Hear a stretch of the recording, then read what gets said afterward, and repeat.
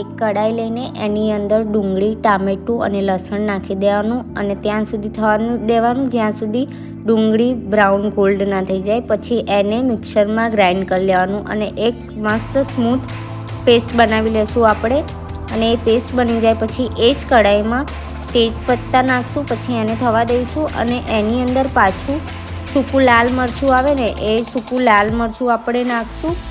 અને પછી જે ગ્રેવી કરી હતી આપણે એ ગ્રેવી આની અંદર નાખીને એને એડ કરી દઈશું ને એના અંદર પછી લાલ મરચું, ધાણા જીરું, હળદર અને પછી સ્વાદ અનુસાર આપણે છે ને નમક નાખશું.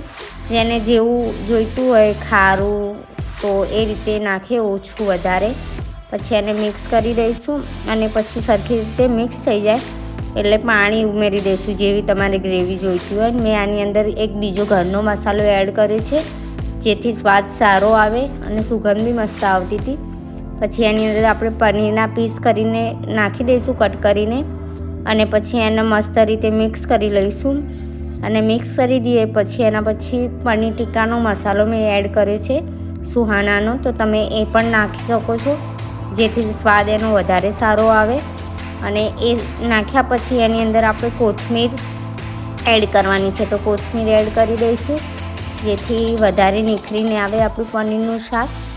તો ઘરે બેઠા જ આપણે આવું મસ્ત હોટલ જેવું પનીરનું શાક ઘરે બનાવીને રેડી કરી દઈએ છીએ. તો તમે પણ ટ્રાય કરજો.